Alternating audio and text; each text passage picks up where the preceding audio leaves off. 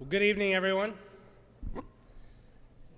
And I'd like to take this opportunity to welcome all of you to our first Focus203 Community Engagement Workshop session.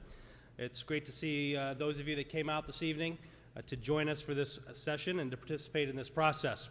We've not had the opportunity to meet. My name is Dan Bridges, and it's my honor to serve as superintendent here in School District 203. And in just a few minutes, I'm going to introduce you to both Rachel and Amy. So throughout 2013, as a school district and a community, together we embarked on a unique multi-session community engagement initiative designed to gather input from our stakeholders to help shape the future direction of our school district. The charge for Future Focus 203 was twofold. First, engage the community in a series of conversations to understand both the promise and the opportunities in District 203. Second, to develop plans for the immediate, intermediate, and long-term future of our school district.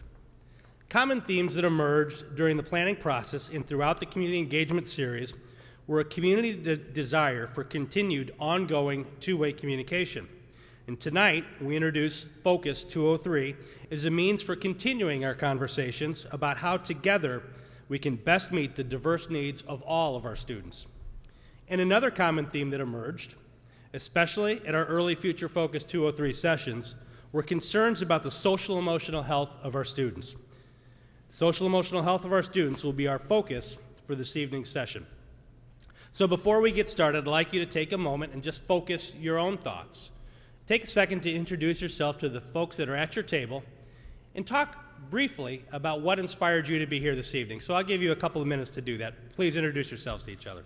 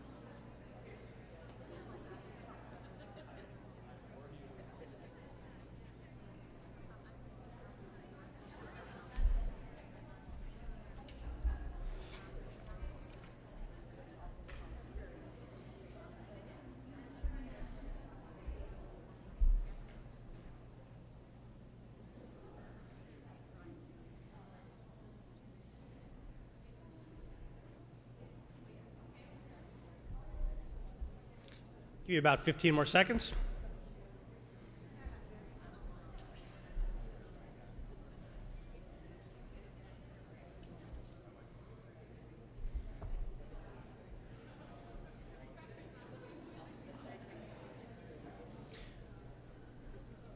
So I'm sure there are a number of reasons that brought you to this evening's session.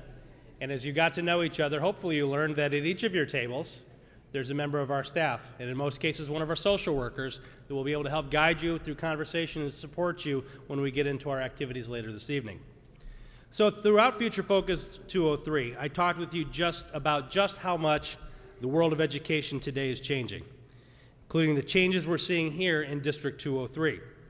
Who we are, what we do in our classrooms, and the resources that are available to all of us, and the things that we use to accomplish our goals, they're all very different than they were 10 years ago, even than they were 15 years ago, or even last year.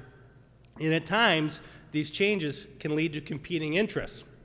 During our first Future Focus 203 session, many of our community members expressed concern that our standardized test scores appeared to be too flat and that we needed to focus more on bringing those test scores up. Well, in the same conversation, we heard from many of our participants that we focus too much on test scores, and we're not paying enough attention to other ways in which our students succeed. As parents and as a community, we occasionally send conflicting messages to our students.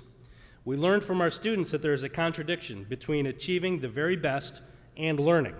That conflict leads to stress, and the stress we place on our kids can impact their social and emotional well-being.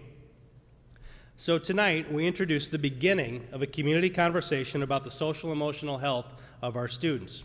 If you look closely at the Focus203 logo, you see that we magnify the letters you and us in the word focus. This, as you'd imagine, is very intentional. The social and emotional health of our students is bigger than just our school district. It takes all of us, it takes our community, and we believe that an exemplary school district is the result of a partnership among our students, our staff, our parents, and our whole community. So tonight is the beginning of that conversation.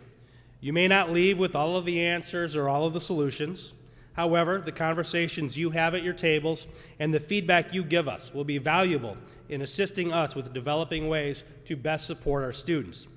We hope tonight's presentation outlines the skills and abilities we believe our students and families need to be healthy, both socially and emotionally. When you leave tonight, you'll be offered, if you haven't received it already, a toolkit that could support you and how you support your kids. Just like the future Focus203 process, we've assembled a steering committee to help guide us in developing tonight's presentation. The steering committee is a group of dedicated community volunteers who, together with District 203 representatives, have accepted the responsibility for facilitating the engagement session. This team, consisting of approximately 20 individuals, helped with decisions regarding the presentation, strategy, and communication. They will also be instrumental in helping us learn from what we hear tonight and make decisions about future actions. This time, I'd like to ask our steering committee members to just please stand so that we can acknowledge you and thank you for your contributions. Would you please stand?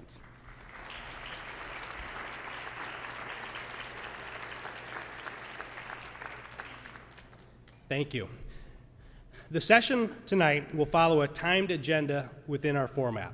We will begin with an informational presentation about our topic, followed by a small group work activity, giving you the opportunity to respond and react to the presentation. It's important to note that this session will not be conducive to the format of an open forum or debate, nor will it be available to focus on one specific student's social emotional issues. It is a work session focused on the results in reaching consensus or collective decisions as a whole group. We want to maximize our time as to be positive and productive as possible while still allowing for the free exchange of ideas. The intent is to involve a large number of people that is representative of the community as possible. So let's go ahead and get started. And I'd like to recognize and introduce to you our two featured speakers for this evening. Rachel Weiss has been a social worker with District 203 for the past 12 years, where she has had the opportunity to work at all grade levels, including time at Naperville North High School, Kennedy Junior High School, and Steeple Run Elementary School. For the past year and a half, she has served as the District Supervisor of Social Work Services. Rachel received a master's degree in social work from Aurora University in 1996 and a master's degree in educational leadership from Concordia University in 2006. Prior to coming to District 203, Rachel worked with the Illinois Department of Children and Family Services as a child welfare worker, child protection investigator, and served victims of domestic violence and sexual assault. She has taught bachelor and master's level courses as an adjunct instructor with Aurora University School of Social Work. And lastly, Rachel is a licensed clinical social worker and is one of our district's mental health first aid trainers. Amy Barth has been a social worker at Naperville Central High School here in District 203 for 13 years. As a school social worker in the high school setting, Amy works closely with students and their families as well as school personnel, supporting the social, emotional, and behavioral needs of the school community within the context of special education services as well as the general education student population. Additionally, Amy has been a mental health first aid trainer for 3 years, promoting trainings throughout District 203 and in the community. Amy graduated from Illinois Wesleyan University in Bloomington with a Bachelor of Arts in Psychology in 1993, and from the University of Illinois at Urbana-Champaign with a Master of Social Work degree in 2001. She received her clinical social work license in 2008. Prior to working in the school setting, Amy worked for several years in adult mental health services, including inpatient mental health care, community mental health services, social services and nursing home care, and employee assistance programming and managed care services. So please join me in welcoming our presenters, and I'll turn it over to Rachel.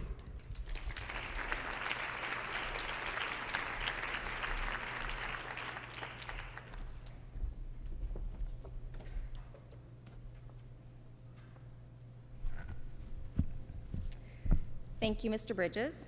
I also want to welcome everyone here tonight. As Mr. Bridges mentioned, throughout the Future Focus community engagement process, concerns repeatedly emerged regarding the social emotional well-being of students. In particular, the question posed during session 2, what is your definition of student success, generated discussions surrounding the pressures for students to achieve, the fact that we must redefine student success beyond test scores, and how we can better prepare our students for long-term success. It is important to note that this is not a topic which we can adequately and thoroughly address in just 2 hours.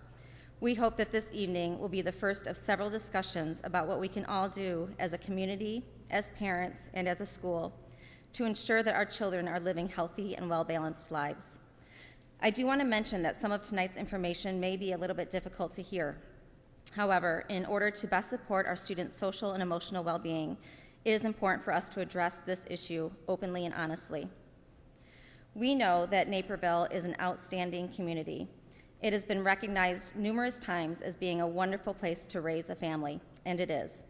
We have tremendous community resources and a variety of activities to take advantage of. Children attend amazing schools here with skilled and talented teachers who work their hardest to provide the very best education that they can. Many families move to Naperville because of our district's reputation, our outstanding test scores, our many achievements, and the opportunities which are available to students. A lot of good is happening here. However, our students are not immune to the social and emotional challenges that can impact these formative years. Even in the best of circumstances, childhood and adolescence can be difficult to navigate. While some students are able to do so with seemingly little difficulty, many students at one time or another feel the strain of numerous demands, stressors, and expectations. I'd like to share with you some of what social workers and counselors frequently hear from our students in regards to some of the greatest sources of stress in their lives. The pressure to succeed and the fear of failure is enormous. Students feel anxiety over high academic expectations. They fear not living up to their parents' expectations, or they may have conflicting expectations from their parents. They often feel a lack of balance, feeling overscheduled and overextended, and they often feel the pressure of trying to be good at everything. Students will talk about anxiety related to family stressors, and they talk about social and peer difficulties, things like problems with social media, texting, sexting, and Facebook bullying. We hear about the pressures to use substances, and we also hear about the struggles that may arise due to a lack of understanding of cultural differences. This sure is an awful lot for our students and children to manage. What do we hear from our parents? They tell us that they often feel isolated from one another, especially as their children get older, when behavioral and emotional difficulties become even more significant. When children are younger, parents often share parenting tips, names of favorite pediatricians, and ways of managing finicky eaters. But who do parents talk to when their children are showing signs of anxiety, refusing to get out of bed in the morning, or developing an addiction? Those conversations seem to come to a stop. We also hear that parents struggle to find ways to stay connected and involved with their child's school, especially once they move beyond the elementary years, a time when remaining connected is so important. Parents struggle with the fine line between pushing their child to challenge themselves academically with the fear of pushing them too hard. How do parents know when to step back, not rush in too quickly to fix and to rescue, so that their child might learn how to handle disappointment or failure? It's a tough call. And we hear that parents often don't know when or where to seek out support for themselves or their children. There's no question that the level of anxiety in children and adolescents is increasing, while their ability to cope, even sometimes with common everyday stressors, seems to be decreasing. This is not just happening in Naperville, and this is not just happening in DuPage County. This truly is a societal issue. We are experiencing a generation of many children, adolescents, and young adults who seem to lack resiliency, that ability to cope and adapt to stressful situations, to roll with the punches, to problem solve, and to regulate their emotions. Teachers throughout elementary, junior high, and high schools see evidence of this daily in the classroom. Colleges are seeing the impact as well, reporting concerns about students not having the emotional resiliency to manage the various challenges that college often presents. We would be remiss if we did not spend some time talking about what we are seeing in regards to mental health and mental illness in children and adolescents. According to Linden Oaks Behavioral Health Center, 1 in 5, or 20%, of children and adolescents will suffer from a behavioral health disorder. 1/2 of all chronic mental illness begins by the age of 14. About 8% of teens ages 13 to 18 have an anxiety disorder, with symptoms commonly emerging around the age of 6. And studies show that about 11% of adolescents have a depressive disorder by the age of 18. It's important to note that younger children, specifically those at the elementary level, may not show what we consider to be typical signs of depression. Children who are depressed may frequently complain of being sick, may refuse to go to school repeatedly. They may worry excessively or show outbursts of anger. How often do we miss those early symptoms and miss an opportunity to intervene? Adolescents are biologically wired to seek new and exciting situations, to take risks. This factor alone can lead them to potential substance abuse. Research tells us that the earlier an adolescent starts to drink alcohol or use substances, the greater the risk that he or she will develop an alcohol or substance-related problem later in life. So being able to address those underlying factors which may lead to substance abuse is crucial. Students often use as a way to cope with stress, to deal with pressure to perform better in school, to belong to a peer group, any peer group, to self-medicate to manage symptoms of maybe undiagnosed or untreated anxiety or depression, and sometimes they use just because they're bored. Those who work in the area of substance abuse will confirm that alcohol and marijuana continue to be the most commonly used substances among adolescents, with almost 70% of all students experimenting with alcohol by the time they are seniors. The impact of those substances cannot be overstated. However, we are also seeing an increase in the abuse of prescription medications, in addition to an increase in the use of heroin and other illicit drugs. I cannot emphasize enough the importance of early intervention. Again, consider that most symptoms of mental health begin to emerge prior to adolescence. The sooner that a child receives an accurate diagnosis and treatment, the less disabling it will be in the long term, and the greater the likelihood that they will develop the necessary coping skills. Stress is certainly a part of all of our lives. So how do we help our children become more resilient and learn the skills that they need to manage adversity? So this is where I can share some good news. Just as math and language arts can be taught with purposeful instruction, and I'll repeat that because that's important, with purposeful instruction, so can social and emotional skills. Children can be taught starting at an early age and continuing throughout their entire development the skills they need to problem solve, to cope with adversity, and to successfully manage their emotions. We will talk more about this later this evening, discussing steps that we are beginning to take within District 203. In addition, we're going to ask you to work together in your groups to help us in this effort. But first, I would like to introduce to you Amy Barth, a social worker at Naperville Central High School, who is going to share some of her thoughts and perspectives in working with adolescents. Amy?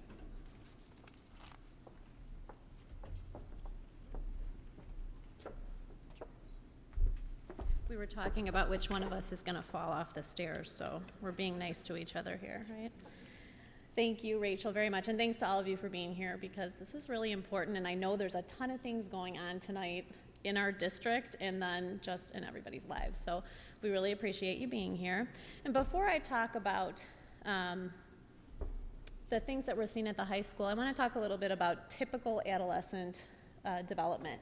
And I chose just to focus on early adolescence because that's when we see some of the biggest changes that shock all of us as adults. So looking at some of the key features, and when I say early adolescence, I mean late junior high and early high school.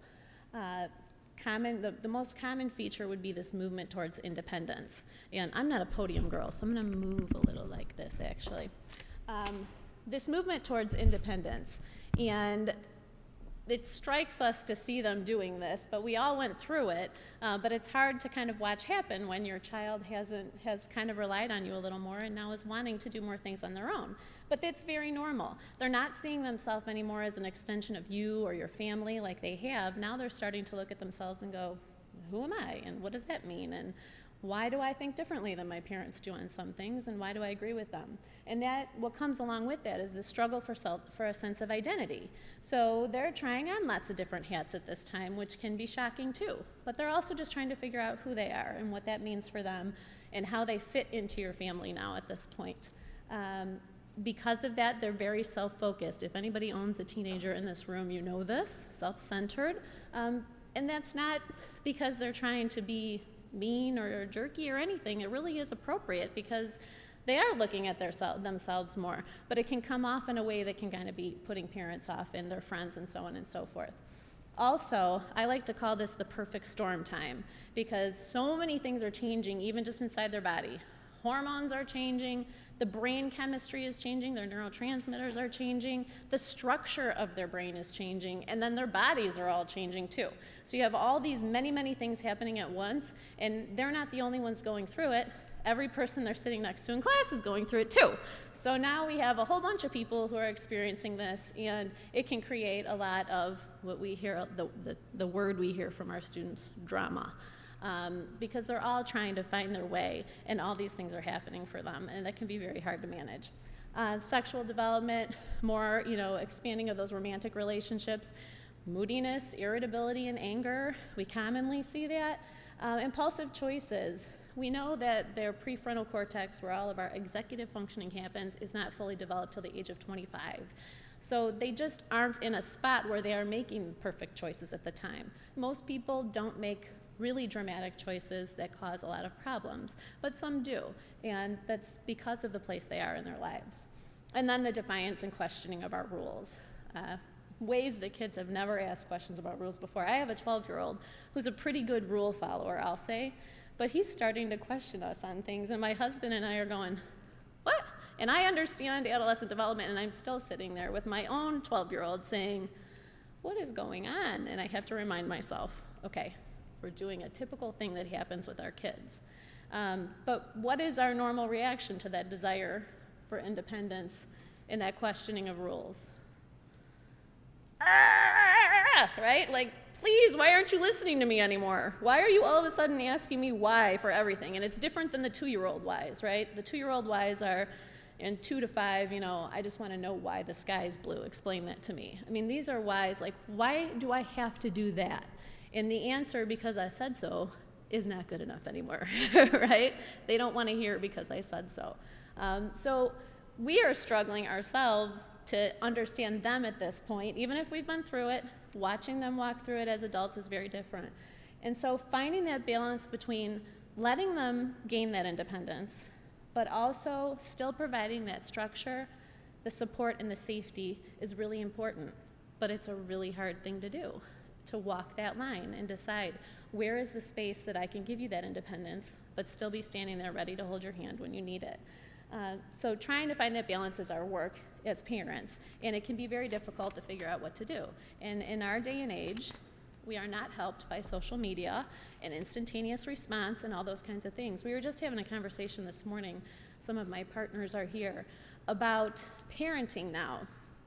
And when our parents parented, they remember what it was like for them. And yes, times were different and so on and so forth, but generally things were similar and the process was similar.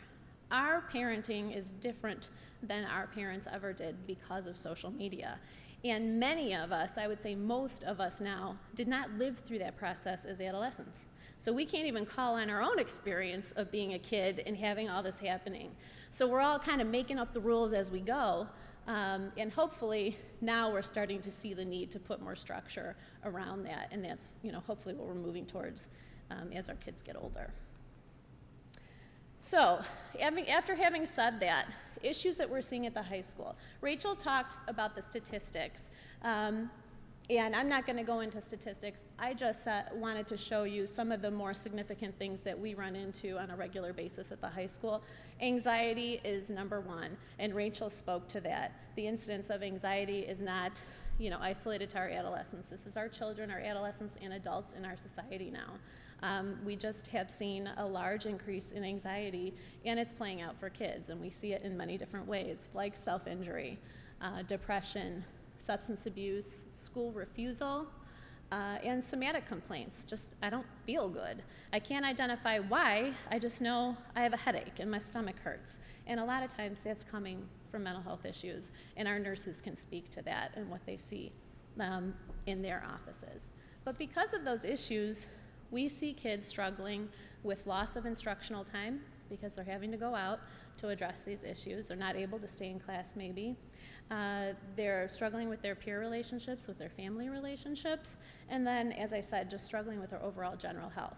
So it just behooves us to kind of start talking about early intervention and how we help kids figure out how to manage these kinds of things in their lives.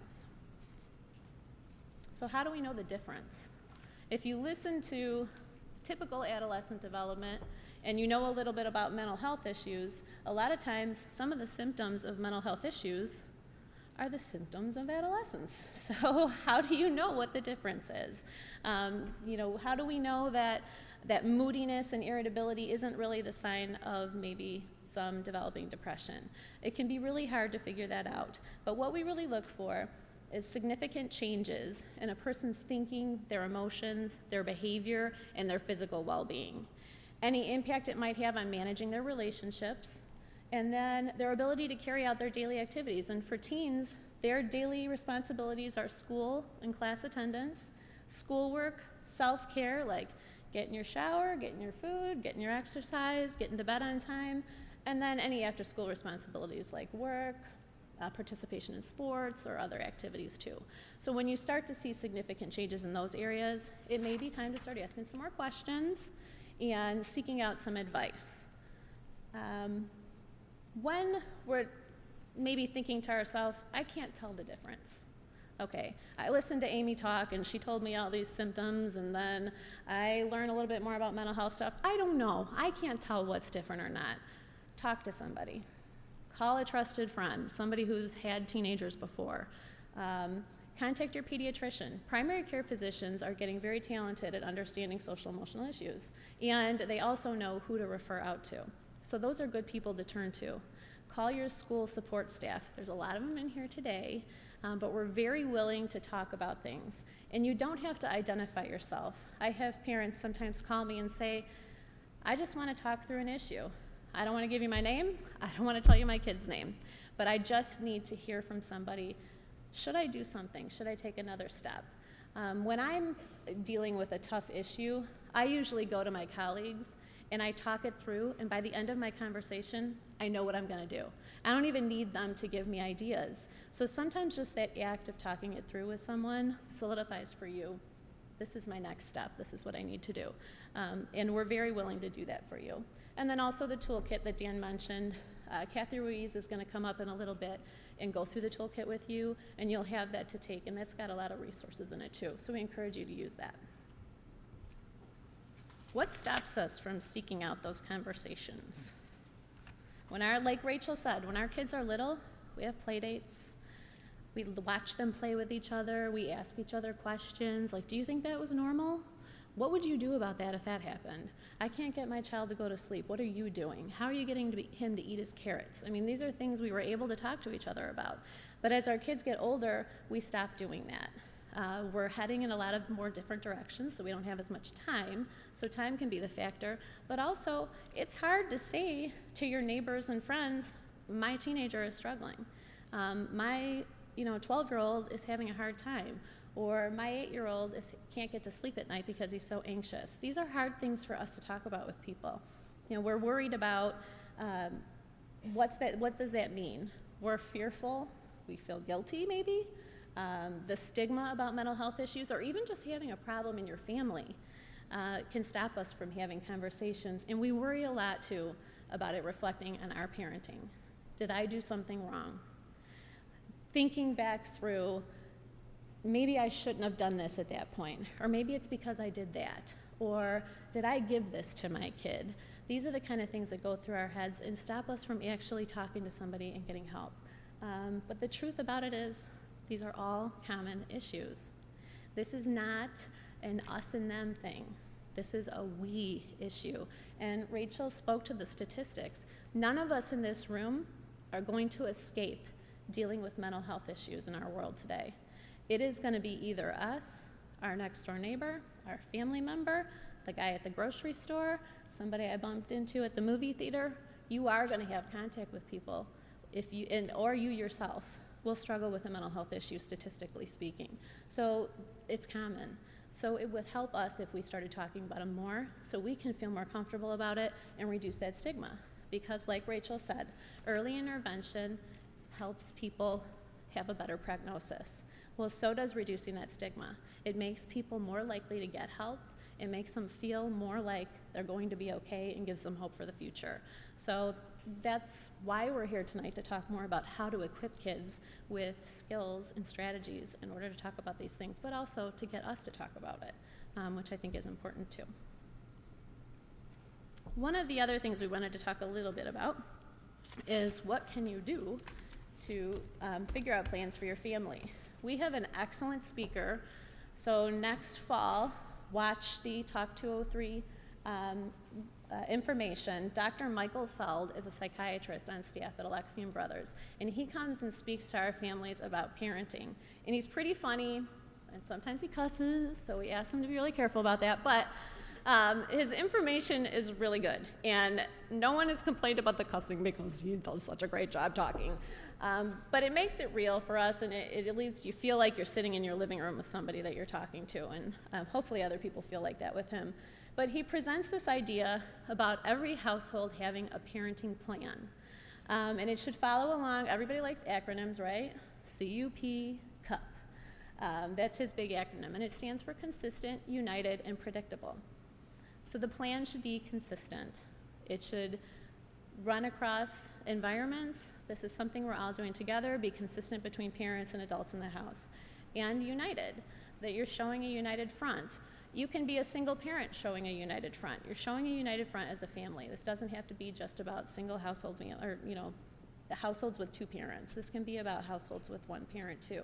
And when kids live in two households, parents working together and agreeing on a plan, or at least trying to have some consistency with it. And predictable. We want our kids to know what's going to happen. If this, then that, right? We can't always say that, but that's what we want to give them, at least some information about. This is how I feel about this issue. If you do this, this is how I'm going to feel about it, so that they're aware of it ahead of time. It gives them more information as they're going into things that they're doing in their lives. The plan should include 3 categories. The givens. These are the things you're going to get no matter what you do. You can burn my house down, and I'm still going to give you these things. So we're talking about examples like food, shelter, love. Some families, college tuition is a given. Other families, it's not, but those kinds of things. These are things that are never going to change. I'm always going to give you these things no matter what. The non-negotiables. These are the things you're going to do no matter what. We're not negotiating them. This is the way it is. For some people, it can be chores. You're all going to be involved in chores. We're all doing it, and this is the way it's going to be. Another example might be religious activities. In my house, this is kind of fun. I am Catholic, my husband is not, but he has committed that our kids are going to attend religious ed. My 8-year-old would like to find every way she can to stop that from happening, right? So the rule in our house is you can stomp your feet, you can hold on to the railing and tell me you're not going to go, you can do whatever you want, but you're going, because this is a non-negotiable in our house. Negotiables. These are things where we give them a little more power and control, because kids do need that. They need to feel that a little bit, especially adolescents. So these are our opportunities to say, hey, I am willing to negotiate this. And these negotiables are often the things that end up changing over time. So like cell phone usage, activities they're going to be allowed to go to, friends they're going to be allowed to hang around with. Those kinds of things are the things that you're willing to negotiate. And then considering their developmental level, their temperament and personality, each of your kids might have a different set of rules. You don't go walking around advertising that. But I do talk about that actually with my kids. I have a 12-year-old and an 8-year-old. And I say to my 8-year-old, do you think it would be fair if I told Jackson that he's going to have to do things exactly the way you do them, Alexis, because you're 8? And she can even at her age say, no, that's not fair. So the rules are going to be different depending on their age and how you feel maturity-wise, they're able to handle it. But generally speaking, you want to make sure everybody in the house kind of understands what the plan is. And each parent should have a chance, too, to say what's important to them. Because just like the example I gave you, my husband is not Catholic. He is a religious guy, but it's not as important to him that he's following his church and his practices. But it is really important to me, and he understands that, and he's okay with it. So that's one thing that he was willing to say, okay, you get that one, Amy.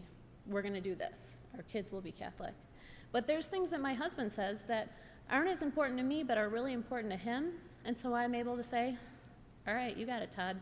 That's yours. Okay. So we're agreeing back and forth that we're going to both have our input into this, and we're both going to feel heard so that we're more willing to be consistent and follow it, as opposed to this being the Amy plan in the house, which he would not always want to follow, right? And he may not support. So we want to make sure we're hearing each other out as much as we can. And from there, I'm going to go and turn it over to Rachel again, where she's going to come back and talk about kind of where we're headed as a district in our plan and how we can work together to get there for our kiddos.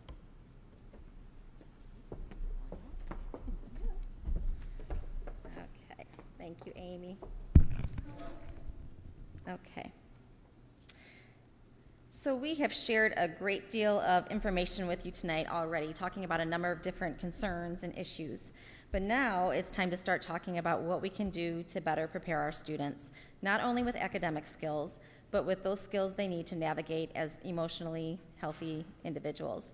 The basis of what we're referring to is called social and emotional learning, or SEL. You'll hear me say that a lot tonight. Social and emotional learning is kind of a mouthful.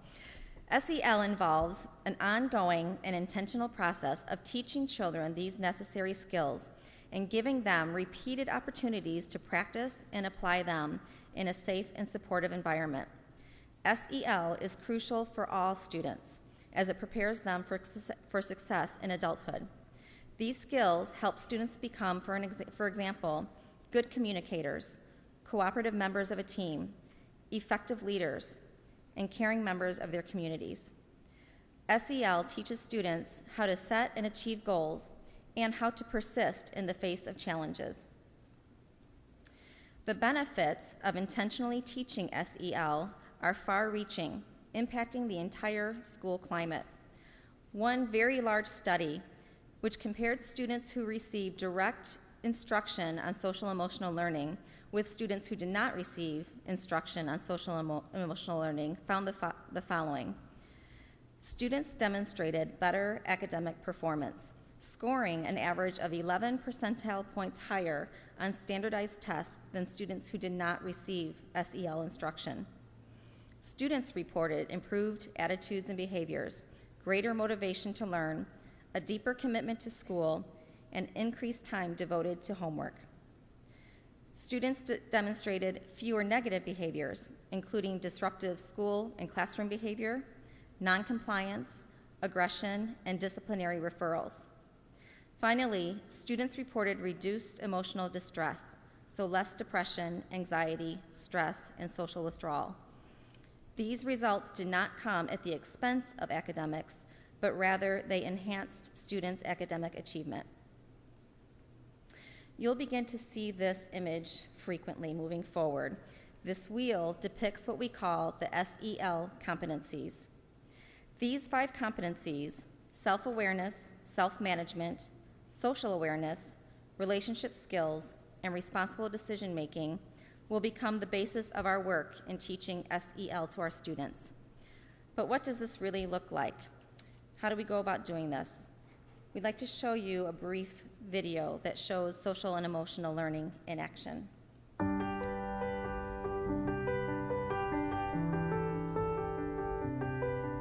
Social and emotional skills are the essential skills for success in school, work, and life.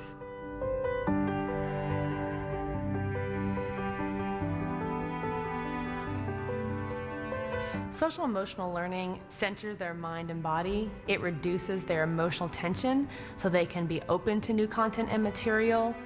we find that academic outcomes increase exponentially when students are nurtured, loved, and cared for, that we get much more out of them when we first address social emotional needs. So for us, it's actually an academic intervention and not just an emotional one.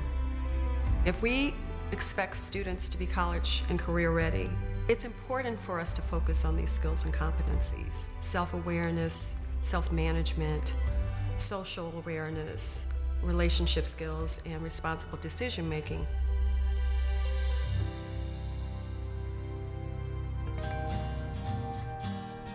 Self-awareness is the ability to identify your emotions, to be able to tie thoughts and feelings to behaviors. We find that self-awareness is one of the hardest things for young people, being aware of their own body space and the impact of their words and emotions on other people. So a lot of the work we do is reflective, through conflict mediation, through circles, through journaling, having them see their own impact on the world, and then how to shift that or make a different choice next time. Self-management is the ability to self-motivate, to have self-control, to regulate one's emotions. In the classroom, that may be a breathing exercise, or that might be counting to 5, or taking a break. So with students who don't really know how to deal with their anger or don't really know how to resolve conflict, we're giving them a tool that helps them deal with it in a less stressful way. The social awareness is about embracing diversity, showing empathy for others. Activities might include service learning projects, addressing social justice issues. Role-playing is a great opportunity for students to address how a person might have felt in a conflict on the playground. We're going to see if other people have had some of the very same experiences around bullying that we've had. You're in my boat if you have a bully now. Wow, I see a lot of people. Relationship skills are important in project-based learning. It's the ability to work cooperatively with someone, to resolve conflict. It's the one skill you need your whole life. You may not need calculus tomorrow, but you have to know how to work in relationship, whether it's for a coworker or a life partner. You have to know how to handle conflict and how to handle challenges. Sometimes at recess, Marnie would come over and just start talking about us and saying mean things. Is it your job to make Danae's job at school hard? No, I know it's a form of bullying, and sometimes I'll say sorry to her. So you choose to be someone's ally and make a better choice. Responsible decision-making is considering the well-being for self and others. It's evaluating the consequences for various behaviors or actions. We do this through shared agreements, one-to-one problem solving, or having students debate an issue. If you were like, hey, Kashida, how much does an A cost in this class? And you took out your wallet and I was like, I think $50 would work. Which one of us would be corrupt in that case? You're the one that's asking for the money? We're truly teaching these students to be productive citizens. We're teaching them life skills. We're teaching them how to problem solve effectively. We're teaching them how to be resilient. I think of all the billions of dollars we've spent on Title I and all these intervention programs, and when all is said and done, what do we have to show for it? I think we're trying to teach technical things instead of devoting some of the resources to teach who you are as a person. Once you know who you are, then learning becomes exciting because you've already established a discipline.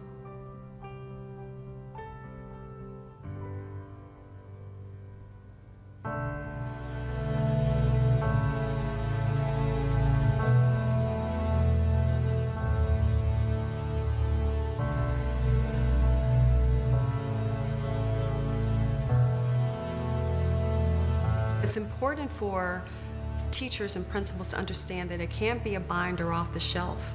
It can't be something that happens from 2:15 to 4:30 on Tuesdays and Thursdays. It has to be part of the school culture. Giving teachers flexibility, giving them a range of skills, giving them different ways that it can look, and allowing them to take their own personality and match that to what they want in their classroom has been the best way to get authentic, true practice. If we continue to do what we've always done, we're always going to get what we always got. Is that good enough? I don't think it's good enough for the 21st century. We need to be the outliers to try things that have never been tried and see if they work.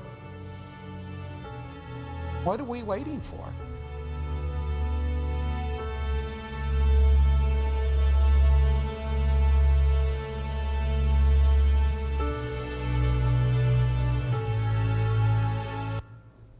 Okay.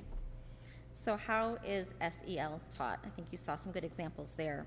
We start early and we keep going. Studies show the importance of beginning to teach and embed these skills with students prior to the age of 8. That's how important that early intervention piece is. We have to be purposeful and intentional with the lessons to teach and reinforce these skills and embed social and emotional learning into the general education curriculum. So that's something our teachers will be working on. We need to provide opportunities for students to practice these skills. It doesn't come easy for everyone, so helping them to reinforce that through practice and taking advantage of teachable moments that occur naturally throughout the day. Fortunately, there is an outstanding resource available to help us all in this endeavor. CASEL, the Collaborative for Academic, Social, and Emotional Learning, is the nation's leading organization whose mission is to advance the development of academic, social, and emotional competencies. They have launched a national initiative aimed at supporting districts in their efforts to promote SEL for all students.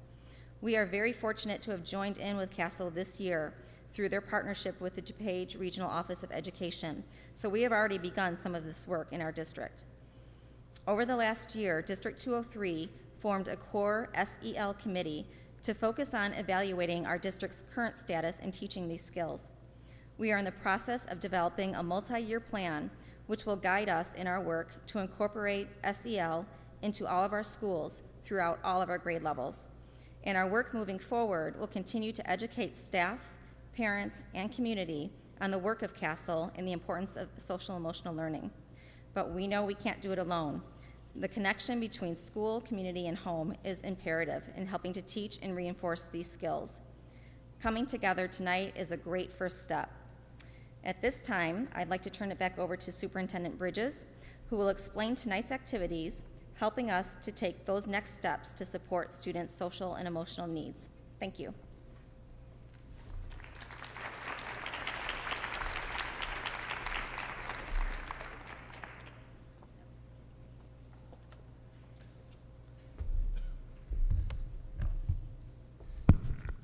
Thank you, Rachel and Amy, for a wonderful and very informative presentation. Hopefully the presentation helped build a shared understanding about the current state of mental health in our community and our school district and the imperative for intentional focus on social and emotional learning skills. And now it's time for us to go to work and for us to hear from you and learn